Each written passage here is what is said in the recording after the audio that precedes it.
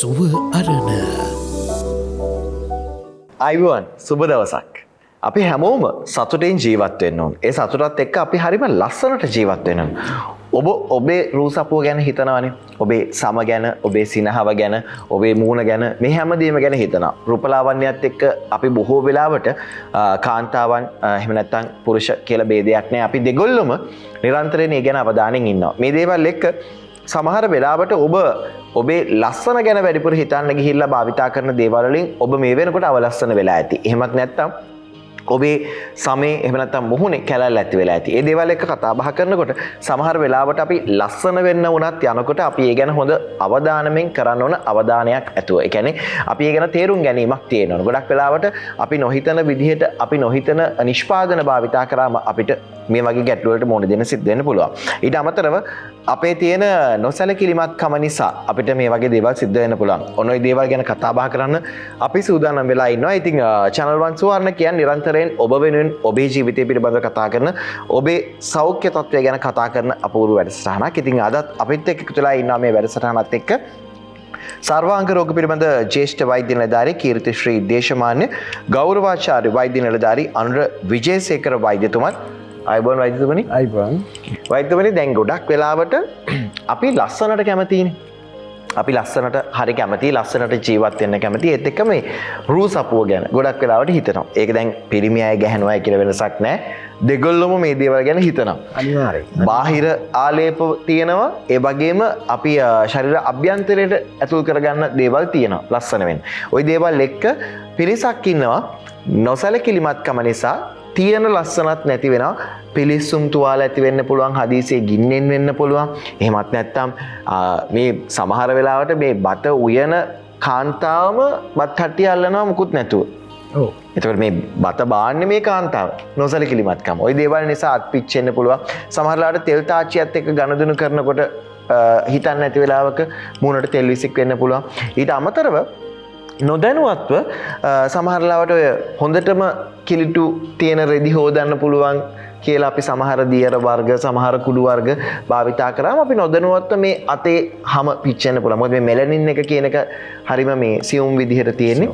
ඉතින් ওই දේවල් ගැන කතා කරනකොට මේ පිලිස්සුම් තුවාල, රසායනික ද්‍රව්‍ය වේවා, නොසැලකිලිමත්කම වේවා, මේ දේවල් වලින් ආලේප වෙන්න පුළුවන් පිලිස්සුම් තුවාල ගැන අපි කතා කරන්න හිතුවාද? හරි. දැවුම් පිලිස්සුම්. නැවුම් පිලිස්සුම්. දැවුම් පිලිස්සුම් සම්බන්ධව මේ ආයුර්වේද වෛද්‍ය විද්‍යාවේ විශේෂයෙන් සඳහන් වෙලා තියෙනවා දේශීය වෙදකමේ. මොකද මම කියන්න ඕන මම වෛද්‍ය නිලධාරී අනුර විජේසේකර සර්වාංග රෝග පිළිබඳ. ඒක නිසා සියලුම රෝග සම්බන්ධව අපි අධ්‍යයනය කරලා තියෙනවා. ඒ පිළිබඳ අත්දැකීම් ලැබලා තියෙනවා. දැකපුරුද්ද, කළපුරුද්ද, පළපුරුද්ද. අපිට මෙහෙමයි මම මෙතන චුට්ටක් ඒ ගැන කියන්න ඕන. අපි කොපමණ දැනුමෙන් උසස් වුණත්, කොපමණ උපාධි තිබ්බත්, කළපුරුද්දක්, දැකපුරුද්දක්, පළපුරුද්දක් නැත්තම් අපිට ඒ ප්‍රායෝගිකව මේ මුහුණ දෙන්න අමාරුයි. ප්‍රායෝගික රෝගීන් ඔබතුමා කිව්වාගේ විවිධ එකක් තමයි ගෙදර දොරේ සිදුවන අනතුරු. එකක් තමයි අපි රයිස් කුකරේ එක පාට පියන ඇරෙන්න ගිහිල්ලා උමාලේනවා. දෙවෙනි කාරණා විදුලි පරිපත්වල තියෙන මේ ඒවයින් තියෙන අනතුරු, විදුලි සැර වැදීම. ඒ වගේම ගෑස් සිලින්ඩරේ තියෙන අනතුරු. ඊළ දර ලිපේ වෙනකොට දර කෑල්ලෙන් ලිපේ කකුලට පිච්චෙන්න පුළුවන්, බිම වැටිලා ගිනි අඟුරු. ඒ වගේම විවිධ රෙදි චෝදන මේ රසායනික සංඝටක මගින් අපේ ඔය ඔක්කොම වෙන්නේ අපේ සමට. විශේෂ වශයෙන්ම දැවුම් පිලිසුම් ප්‍රතිකාර වල තියෙන සමේ තියෙන සහභාවික පෙනුම. ඒක කළු වෙන්න පුළුවන්, රන්වන් පාට වෙන්න පුළුවන්, තලෙලු වෙන්න පුළුවන්. මෙන්න මේ සහභාවික පෙනුම වෙනස් වීම, විකෘතිතාවටපත් වීම. මේක පිලිස්සෙන්න ඕන නැහැ. හැබැයි වෙන්න පුළුවන් මෙහෙම. ඒක රෝගයක් වෙන්න පුළුවන්. සමේ රෝගයක් වෙන කොරපුත්තු වෙන්න පුළුවන්, සමේ ඉරිතැලීම් වෙන්න පුළුවන්, දද කුෂ්ඨ වෙන්න පුළුවන්. මේ ඔක්කොම අපේ අර දැන් කියුණානේ මේ කවුරුත් ලස්සනට ඉන්න ඕන කියලා. මෙන්න මේ ලස්සනට ඉඳීම, රූප ලාවන්‍ය පිළිබඳ හොඳම ප්‍රත්‍යක්ෂ ගුණාත්මක ඖෂධ තිබෙන්නේ ආයුර්වේද වෛද්‍ය විද්‍යාව. ඒ පිළිබඳ මම විශේෂයෙන්ම අපේ ප්‍රතිකාර කරනවා. එක විශේෂිත වූ මධ්‍යස්ථානයක් වන අපි රුහුණු හොස්පිටල් එක හම්බන්තොට රුහුණු මෙඩි හොස්පිටල් එක හම්බන්තොට ඒකෙන් අපි කරනවා. ඒ වගේම මාතර පිහිටි රුහුණු හොස්පිටල් එකෙත් ඒ සම්බන්ධ ප්‍රතිකාර අපි රෝගීන් වැඩි නිසා ඒ ආයතන වෙන් කළ තියෙන එක එක ප්‍රතිකාර සඳහා විශේෂයෙන්ම සමේ රෝග දැවුම් පිලිස්සුම් වලට හොඳම ඒ කියන්නේ අපිට මමත් ආයුර්වේද වෛද්‍යව මටත් පුදුමයි සමහර තෙල් වර්ග තියෙනවා දැවුම් පිලිස්සුම් වලට ඒකේ සමේ රැලි වැටීම ඊළඟට පිලිස්සුණු වල සමේ ගැට ස්වභාවය ඒව ඔක්කොම ෂේ වෙලා යනවා ඔක්කොම කැපිලා යනවා. ඒකට කියනවා ආයුර්වේද නමකුත් ලේඛනීය ඖෂධ.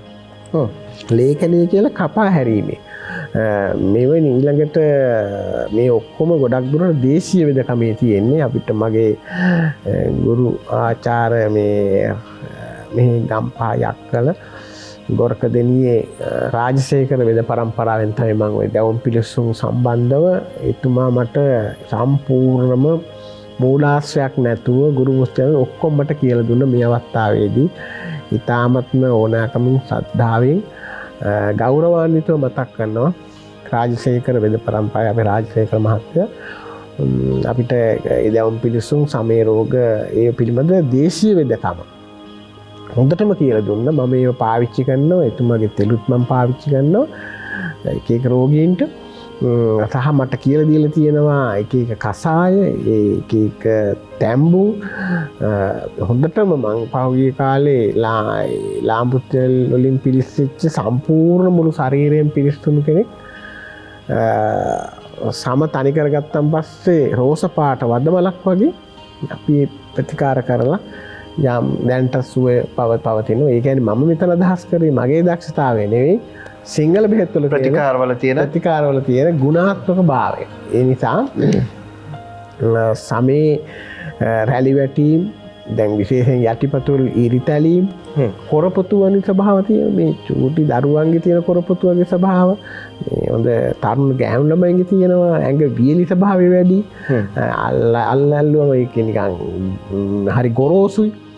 මෙන්න මේවට විහිදුණු ප්‍රතිකාර තියෙනවා. දැන් කුංකුමාදි ලේපය ඒ වගේ මම නම් වශයෙන් කිව්වේ මේ වගේ සුදු හඳුන් සම්බන්ධීව කොකුම්පතු සම්බන්ධීව ඊළඟට තෙල් වර්ග ගත්තන් පස්සේ